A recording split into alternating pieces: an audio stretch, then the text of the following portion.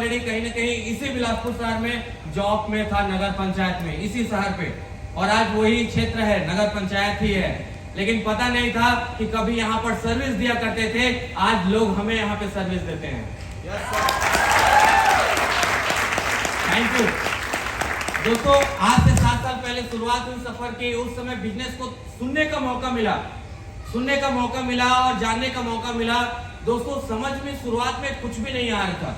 Maximum लोगों के साथ ये होता है ना। बिजनेस को स्टार्ट में हर किसी के समझ में नहीं आता है, मुझे भी ये समझ में नहीं आ रहा था।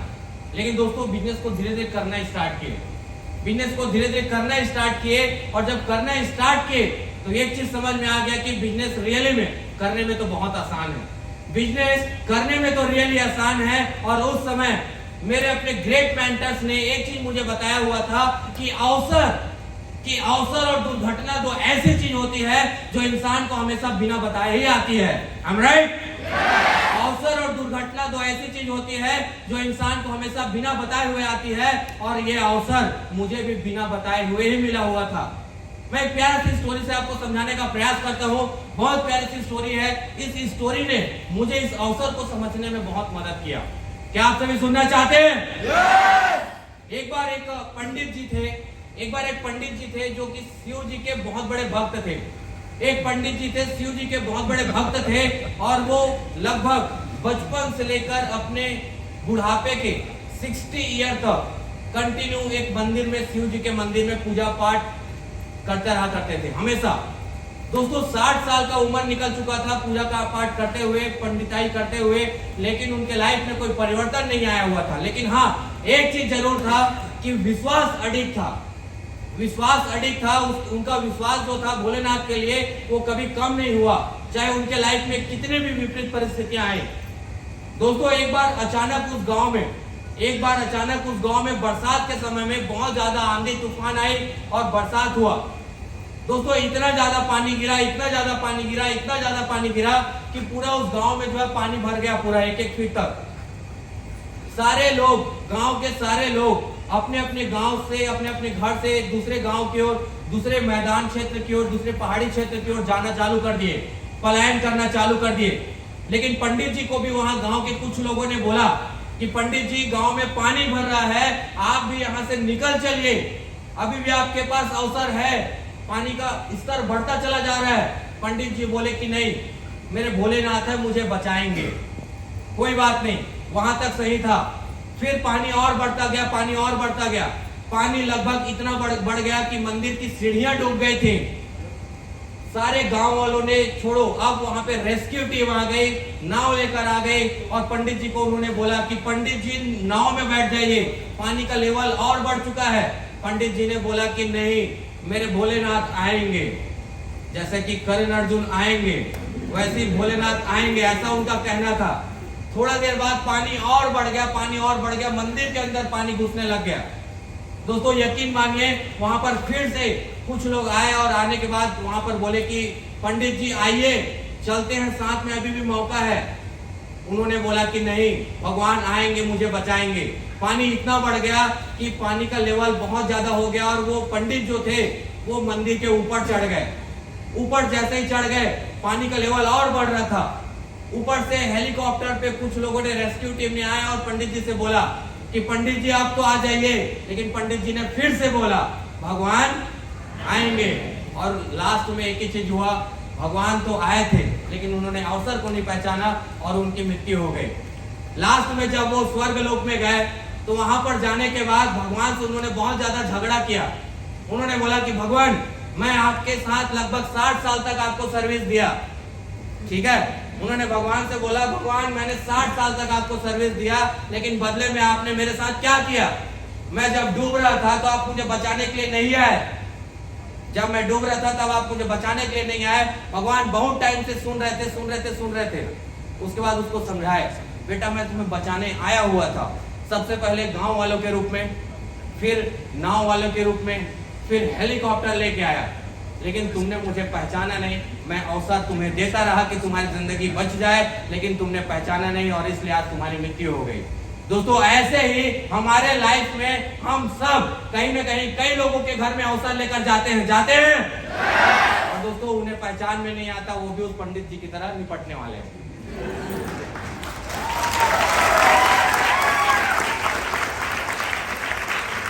हम सबको अवसर समझ में आ गया? अगर हम सबको अवसर समझ में आ गया है तो एक चीज और समझना होगा कि आज हमें जो व्यवसाय मिला हुआ है, sales shop direct selling industry मिली हुई है, इस इंडस्ट्री की एक सबसे खास बात, बहुत सारे लोग बोलते हैं कि सर डायमंड बनना है, डायमंड बनना है, डायमंड बनने के लिए कुछ राज बता दीजिए। मैं एक चीज जानता हूं, आप सीनियर को तो मानते हैं लेकिन सीनियर की नहीं मानते। दोनों बातों में अंतर है, गौर करिएगा। हम सीनियर को तो मानते हैं लेकिन सीनियर की नहीं मानते हैं। जिस दिन हम सीनियर की मानने लग गए उस दिन डायमंड बनना बहुत आसान होगा। Thank you. और इसका सबसे आसान तरीका है, बता दो? सुनना चाहते हैं? क्योंकि दोस्तों आज मैं कोई ट्रेनिंग लेने के मूड में नहीं हूँ, सिर्फ अपने एक्सपीरियंस का कुछ समय ही आपके साथ शेयर करने वाला हूँ। कुछ पल ही आपको यहाँ पे मैं समय लेना चाहता हूँ और वो अनुभव ये कहता है मेरा, डायमंड बनने के लिए ज्यादा मेहनत नहीं, सिर्फ और सिर्फ 5 से 6 बार कंपनी ऑफर क्वालिफाई करना है। सबसे आसान तरीका। मैं जब इस बिजनेस में आया, मुझे जब इस बिजनेस की समझ हुई, मैं ऑलरेडी आपको बता चुका हूं कि मैं नगर पंचायत में जॉब कर रहा था। दोस्तों 5 से 6 हजार कमाने वाले व्यक्ति को अगर ये पता चल जाए कि 50 से 60 लाख रुपए कमाने का अवसर मिल रहा है, कमाएगा या नहीं कमाएगा? या कमाना चाहेगा या नहीं चाहेगा? चाहेगा।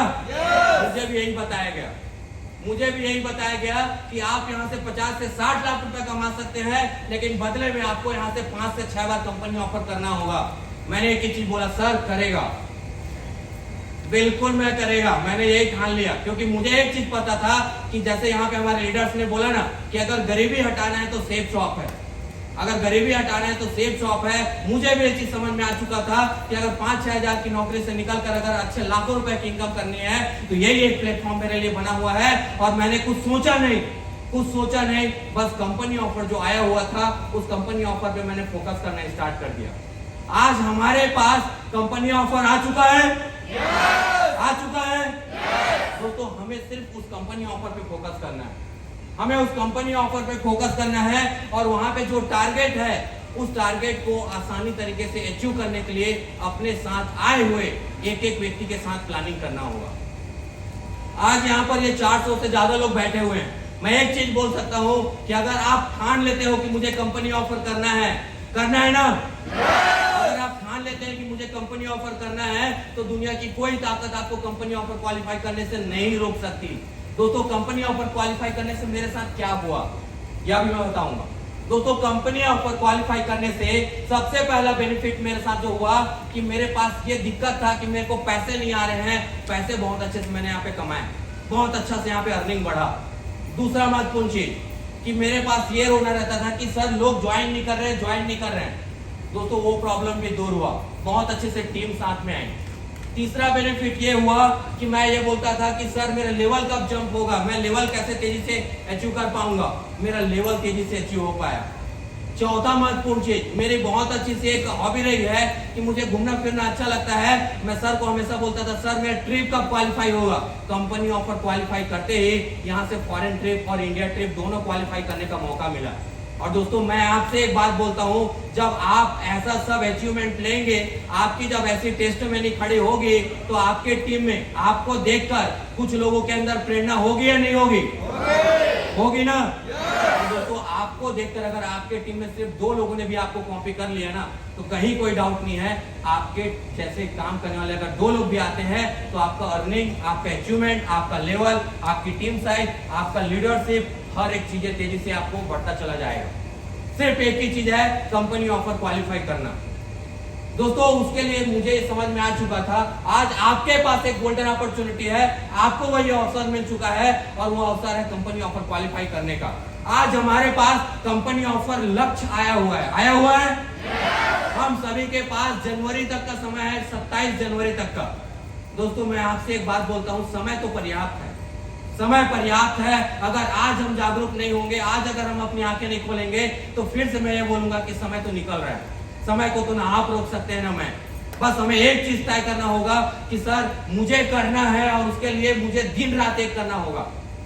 दोस्तों जब कंपनी ऑफर आया, मुझे एक चीज समझ में आ गया था कि ट्रेन के बजाय फ्लाइट में बैठने का आनंद क्या होता है। आप एक बार फ्लाइट में बैठकर देखिए, आपको समझ में आएगा कि फ्लाइट का मजा क्या होता है। दोस्तों एक चीज और समझ में आया कि अगर फॉरेन जाते हो तो पैसा क्यों कमाना है, ये महत्वपूर्ण चीज समझ में आता है। आज हम यहाँ पर बहुत अच्छे से एंजॉय कर रहे हैं, बहुत अच्छे से फूड ले रहे हैं। जब फॉरेन में गया था, मुझे एक चीज समझ में आया, जब वहां पे आप पानी का बोतल लीजिए, 200 ml पानी का बोतल जब आपको 200 रुपए में मिलता है ना, तब समझ में आता है कि पैसे की कीमत क्या हो रही है। I'm right? आज यहाँ पे 1 लीटर पानी 20 रुपए में मिल जाता है, हमको समझ में नहीं आता है। लेकिन जब 200 ml में बात कर रहा हूँ, आपको 200 रुपए में मिलता है, तब पैसे की अहमियत समझ में आती है। दोस्तों आज हम जिस इंडस्ट्री में है, ये इंडस्ट्री इतनी बड़ी है जहाँ पे पैसे की कोई कमी नहीं है, बस अपने आप को प्रूफ करके दिखाना है। और अपने आप को प्रूफ करने के लिए हमारे पास शानदार प्लेटफॉर्म है, वो है कंपनी ऑफर प्रमोशन। और दोस्तों कंपनी ऑफर करते ही हमारे पास शानदार टेस्टिमनी भी होगा और हम अपने लोगों को दम से बता भी पाएंगे। तो आप सब करने के लिए तैयार हैं? यस। पीछे वालों का आवाज नहीं आ रहा, करने के लिए तैयार हैं? और दोस्तों कंपनी ऑफर ही एक जरिया है जो डायमंड शिप तक तेजी से अचीवमेंट हमको दिलाने वाला है।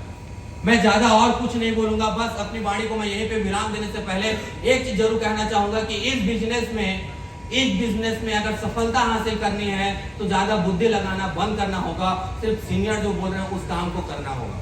एक प्यारा सा स्टोरी मैं आपसे शेयर करता हूँ, फिर मैं अपनी वाणी को विराम दूंगा। आपने मतलब बहुत पुरानी में एक धार्मिक स्टोरी है, वो इस स्टोरी रखता हूँ। आपने हिरण्यकश्यप का नाम सुना होगा, जो कि दैत्य था।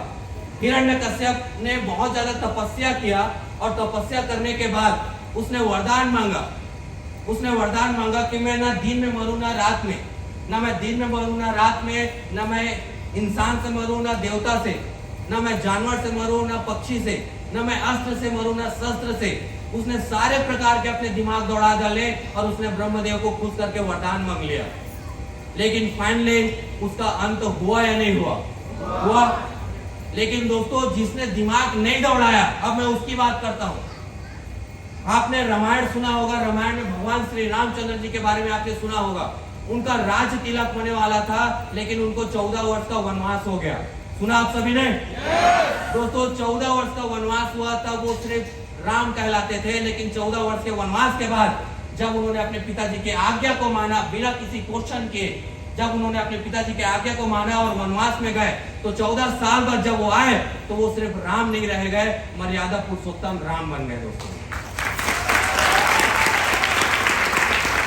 Thank you. ऐसे ही हमारे जिंदगी में जब कठिन पड़ाव आएगी, हमको घबराना नहीं है, उस कठिन पड़ाव को डट कर सामना करना है। करने के लिए तैयार है? अगर करने के लिए तैयार है तो अचीवमेंट भी मिलने के लिए तैयार रहेगा। So thank you so much, बहुत बहुत दिल से धन्यवाद कि आप सबने मेरी बातों को सुना। क्योंकि